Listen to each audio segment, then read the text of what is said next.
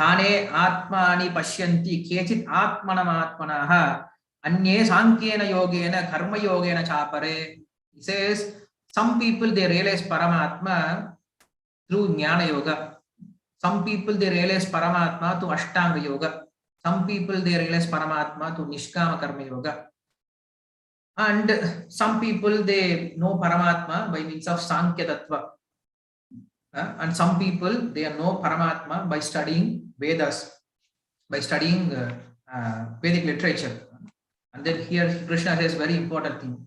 Anyetva evam ajanantaha shuddvanyebhya upasate.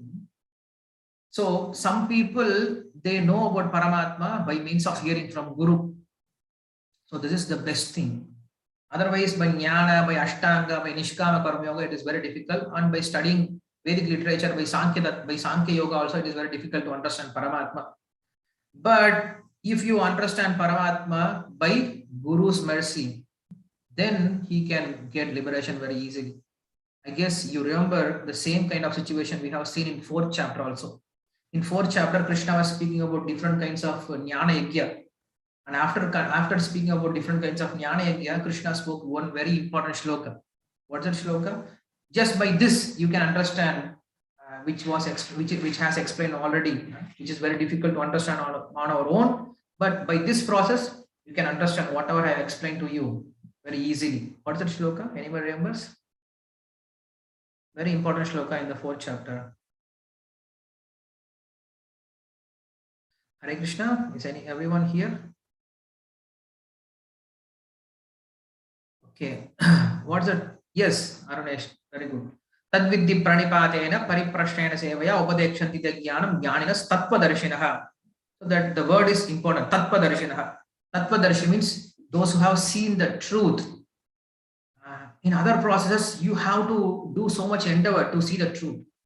But the Tattvadarshis, they have already seen the truth. So what they can do, they can simply just give you the truth just like that. So what you have to do, you need to approach a proper spiritual master, serve him, please him, by means of that, asking proper questions, then you will receive that knowledge. Tadvidhi pranipatena. That's what Krishna says here also. The power of hearing, that is Shruti Parayanaha. Just by hearing about this Shruti from Shastra Tattva Vidya, that is Guru, then some people they understand Paramatma also. So know all this thing, and Krishna now concludes, Yavat Sanyayate Kinchide Tattvam Stavara Jangamam Kshetra Kshetrajna Samayoga Tadvidhi Bharadarshaba. Hey Bharadarshaba, hey Arjuna, understand this very clearly. All the living entities, whether moving or non-moving, high or low, appear from the combination of both matter and jiva. So whatever we see in this world, some highly positioned people or some low person, or we can see moving or non-moving, anything you see in this world, it is just a combination of Prakriti and Purusha. So when you understand this thing, then we may not get bewilderment.